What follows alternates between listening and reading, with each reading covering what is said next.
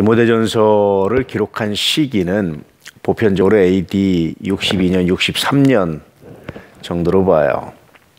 왜 제가 이 시기를 말씀드리냐면 바울이 로마 감옥에 갇혀 있다가 특별한 죄가 없어서 석방됐습니다. 잠시. 그리고 AD 64년에 바울이 순교를 당해요. 네로의 로마 대화재 사건 책임을 기독교인들에게다 뒤집어 씌웠고, 그래서 이제 기독교인들을 전체 색출해서 죽이는 그런 일들을 하는데, 그때 바울이 순교를 당합니다.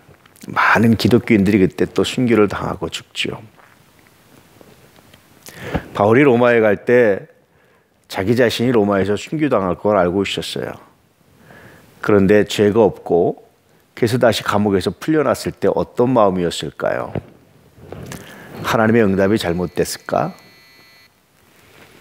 분명히 로마에 올 때 우리가 죽는다고 다 예언했는데 하나님의 계획이 변경됐을까?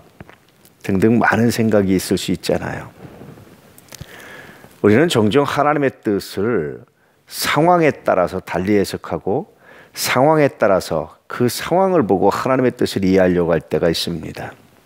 그런데 하나님의 뜻은 상황과 관계없이 우리 눈앞에 보이는 상황은 어떤 의미에서 속임수도 될 수 있어요. 그것과 관계없이 하나님의 뜻이 선하고 아름답게 이루어지고 있다라는 겁니다.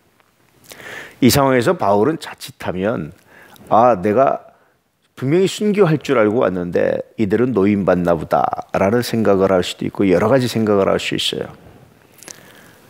그런데 바울은 참 놀랍게도 흔들림이 없었습니다. 그러니까 그는 가난과 궁핍 혹은 풍부에 처할 전에 일체 비결을 배웠다라고 말했던 것처럼 어떤 상황에서도 하나님의 뜻이 이루어진다는 확신, 그래서 좀 상황이 나아졌다고 안심하거나 상황이 어려워졌다고 불안해하는 것이 아니라 언제나 하나님의 뜻이 이루어질 줄 알고 묵묵히 담대히 그때그때 주어진 상황에 감사함으로 복음을 전하는 그런 모습들을 볼 수 있어요. 이 디모데서는 이런 모습들이 나타나 있습니다. 만약 바울이 내가 살 수 있다라고 생각했으면 디모데서를 기록했을까요? 아마 좀 다른 차원이었을 것 같습니다. 그런데 그는 여전히 이제 하나님 나라에 갈 때 가까웠다라는 믿음 때문에 그는 다시 자신의 목회의 모든 역량을, 노하우를 디모데에게 전수하고 전달하는 것들을 볼 수 있어요. 이런 의미에서 오늘 말씀을 보면 디모데서의 말씀이 어떤 의미, 어떤 가치를 지니는지를 우리가 새롭게 확인할 수 있지요. 우리 구주 하나님과 우리의 소망이신 그리스도 예수, 예수님에 대한 여러 가지 묘사할 수 있는 혹은 여러 가지 수사를 붙일 수 있는데 소망이신 예수 그리스도, 철저하게 세상에 어떤 소망을 두고 육체의 소망을 두고 어떤 그런 것들이 아니라 우리의 소망이신 그리스도 예수, 우리의 소망이신 구원자 예수, 그런 뜻입니다. 흔들림 없이 상황에 따라서가 아니라 하나님을 따라 사는 놀라운 삶의 여정이 그렇게 시작되는 거죠. 그렇게 사도된 바울은 믿음 안에서 참 아들된 디모데에게, 참 이 바울은 안에서라는 말을 참 잘해요. 그리스도 예수 안에서, 예수 안에서, 예수 그리스도 안에서, 믿음 안에서, 참 이 안에서라는 말을 잘해요. 왜 믿음 안과 밖을 이렇게 나눌까요?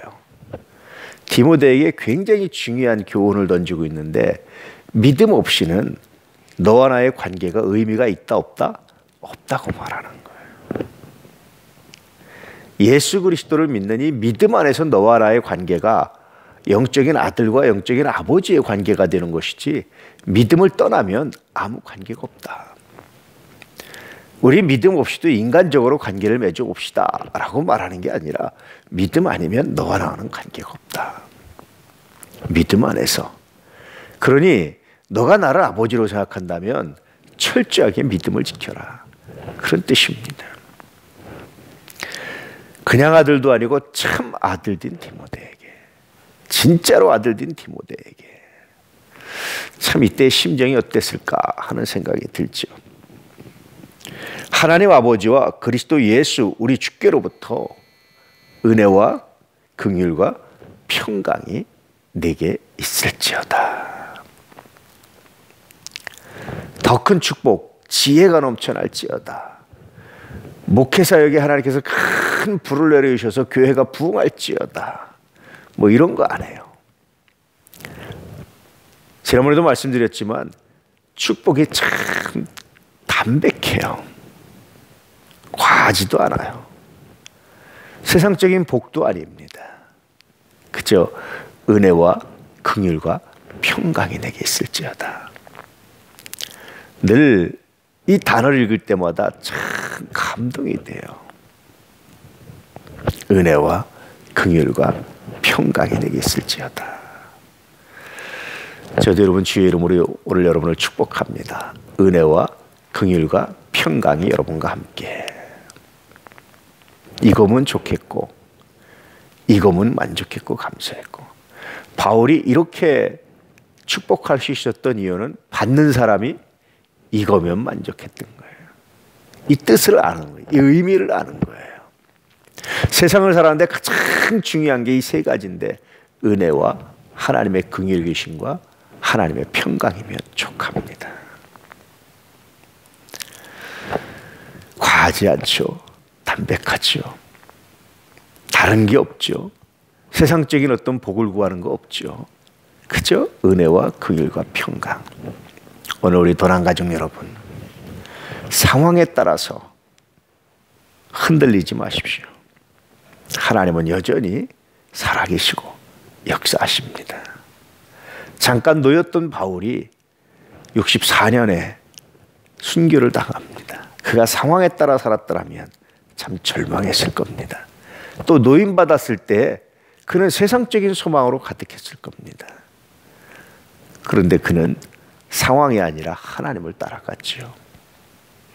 그에 그가 했던 축복, 은혜와 긍휼과 평강, 이것으로 좋겠고 편지를 받는 디모데도 이것으로 좋겠던 참 놀라운 삶, 영적인 삶이 우리 앞에 펼쳐져 있습니다. 우리도 이런 영적인 삶으로 하나님께 영광 돌리고 오늘도 묵묵히 살아가며 걸어갈 수 있는 믿음의 역사가 있기를 진실로 축복합니다. 오늘 여러분 이제 명절을 앞두고 있는데 우리 도난가족들로 말미암아서 명절날 아침이 더 풍성해지고 더 축복하고 더 사랑하는 은혜가 있기를 축복합니다. 할렐루야.